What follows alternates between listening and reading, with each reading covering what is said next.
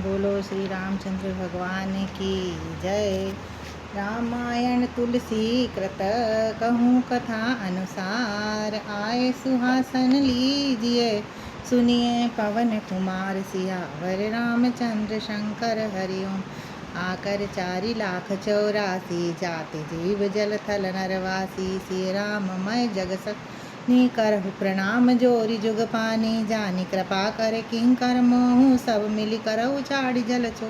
निज बुद्धि मल भरोस मोहि नाहि, ताते विनय करहु सब पा। करन चयो रघुपति गुण गाहा, लघुमति मोरि चरित अवगाहा। सूजन एकहु अंग उपाय, मन मति रंक मनोरथ राउम। मति अति नीच उचि रुतियाही, चहित अमी जन जुलगन छाई। छमि है सज्जन मोरिटिया, सुनि है बाल बचन मन माही। जो बालक कर तोरहु वाता, सुनहि मुदित मन पितु अरुमा। हस है कूट कुटिल कुविचारी, जे पर दूषण भूषण चारी। निज कवित मोहि लागन टी, सरस होऊ अथवा अति फीका। जे पर भनति सुनत हर्षाई, तेवर पुरुष बहुत जगमा। जग बहु नर सरि सरि भ्रम साही, जे निज बाड़ी बढ़ई जलपा। सज्जन सकत सिंधु सम कोई, देखि पूर विद्वाड़त जोई। भाग छोटु अभिलाषु बड़, करहु एक विकास। पे हई सुख सुनि सृजन सल, खल करे हई उपहास। सियावर रामचंद्र शंकर हरिओम। 84,00,000 योनि में 4 प्रकार के स्वदेश अखंड उजित जराजु झील जब पृथ्वी और आकाश में रहते हैं, उनसे भरे हुए सारे जगत को श्री सीताराम मैं जानकर मैं दोनों हाथ जोड़कर प्रणाम करता हूँ। उसको अपना दास बनाकर कृपा के खान आप सब लोग मिलकर छल छोड़कर कृपा कीजिए। मुझे अपनी बुद्धि का बल भरोसा नहीं, इसलिए मैं सबसे विनती करता हूँ। मैं श्री राम गुणों का वर्णन करता हूँ, परंतु मेरी बुद्धि छोटी है और श्री रामचंद्र जी का चरित्र था, इसलिए मुझे उपाय एक अंग अर्थात भी उपाय नहीं सोचता। मेरे मन और बुद्धि कंगाल किंतु मनोरथ राजा है। मेरी बुद्धि तो अनंत नीची है, चाह ऊंची है। चाह तो अमृत पाने की है, पर मैं जगत जुड़ती छाछ भी नहीं। सज्जन मेरी ठियाई को क्षमा करेंगे और मेले वाल वैष्णव को मन लगाकर प्रेम पूर्वक सुनेंगे। जैसे बालक सब तोतले वचन बोलता है, माता पिता उन्हें प्रसन्न मन से सुनते हैं, किंतु कूड़ कुटिल बुरे विचार वाले लोग दूसरों के दोषों को भूषण रूप से धारण किए, अर्थात जिन्हें पराये दोष में प्यारे लगते हैं, हंसेंगे। रसीली हो या अत्यंत फीकी अपनी कविता किसे अच्छी नहीं लगती, किंतु जो दूसरे की रचना को सुनकर हर्षित होते, ऐसे उत्तम पुरुष जगत की बहुत बाह्य है। भाई, जगत में तालाबों नदियों समान मनुष्य ही अधिक है, जो जल पाकर अपनी बाट से बढ़ते हैं, अर्थात अपनी उन्नति में प्रसन्न होते हैं। समुद्र सा तो कोई एक बिरला ही सज्जन होता होगा। चंद्रमा को पूर्ण देखकर दूसरों को उत्कर्ष देखकर उमड़ पड़ता है। मेरा भाग्य छोटा है, इच्छा बहुत बड़ी है, परंतु एक विश्वास, और इसे सुनकर सज्जन सभी सुख पावेंगे। दुष्ट हंसी उड़ाए खल परिहास हो हित मोरा, काक कही कलकंठ कठोर। हसई बकदा दुर्चात कही, हसई मलिन खल विमल बत कही। कसिव रसिक न राम पद ने हूँ, तिन कह सुखद हास रस ए। भाषा भनीति भोरी मरि मोती, हसी बेजोग हस नहीं जोर। प्रभु पत पीति न समुझ निकी, तिनहि कथा सुन लागय फीके। हरिहर पद रति मत कुत की, तिन कहु मधुर कथा रघुबर की। राम भगत भूषित जिय जानी, सुनहि सुजन सराई स्वामी। कभी न होय नाही वचन प्रभु ना, सकल कला सब विद्या ने। आकर अर्थ अलंकत नाना, छंद प्रबंध अनेक विधाना। भाव भेद रस भेद अपारा, कपित दोष गुण विविध पका। कवित विवेक एक नहीं मोरे, सत्य कहो लिख कागज तोर। भनी तिमोरी सब गुण रहित, विश्व विदित एक गान। सो विचार सुन है सुमति, जिनके विमल विवेक। सियावर रामचंद्र शंकर हरिओम। किंतु दुष्टों के हंसने से मेरा हित ही होगा। मंतु कंठ वाली कोयल को ऐसा कठोर कहा करते, जैसे बगुले को हंस और मेंढक पपी हंसते हैं, वैसे ही मलिन मन वाले को दुष्ट निर्मल वाणी को हंसते हैं। जो न कविता के रसिक हैं, जिनका रामचंद्र जी के चरणों में प्रेम है, उनके लिए कविता सुखद हास पर कर देगी। प्रथम तो ये भाषा की रचना है, दूसरे मेरी बुद्धि बोली, इससे हंसने की योग्य, हंसने में उन्हें कोई दोष नहीं। जिन्हें न तो प्रभु के चरणों में प्रेम अच्छी समझ है, उनको कथा सुनने में फीकी लगेगी। जिनके हरि भगवान विष्णु चरणों में प्रीति है, जिनकी बुद्धि कृतर्क करने वाली है, श्री हरि भेद से बीच में कर जहाँ करते उन्हें श्री रघुनाथ जी की यह कथा मीठी लगेगी। सज्जन गण इस कथा को अपने जी में रामचंद्र जी की भक्ति में भूषित जानकर सुंदर वाणी से सराहना करते सुनेंगे। मैं न तो कवि हूँ न वाक्य रचना के कुशल, मैं तो सब कलाओं में विद्याओं में रहित हूँ। नाना प्रकार के अक्षर अर्थ अलंकार अनेक प्रकार की छंद रचना भावों और रसों के अपार भेद की कविता के भांति भांति गुण दोष होते हैं। इसमें काव्य संबंधी एक ही बात ज्ञान मुझ में नहीं है, कोरे कागज पर लिखकर शपथ पूर्वक सत्य सत्य कहता हूँ। मेरी रचना सब गुणों से रहित है, बस जगत प्रसिद्ध एक गुण है, उसे विचार कर अच्छी बुद्धि वाले पुरुष से निर्मल ज्ञान से इसको सुनेंगे।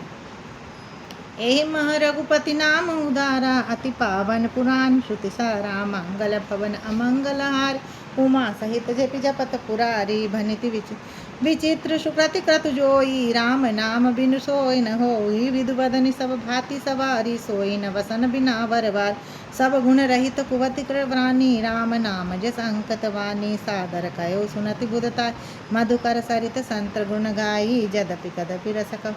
हे राम प्रताप प्रगट हे माही, सोई भरोस मोरे मन आवा, कहन सुअंग बड़प्पनुपा, धूमहु तजऊ सहज करु आई, अगहु प्रसंग सुभग वै जाई, बनिति वसेद वसलु भर भरणी, राम कथा जग मंजल करणी।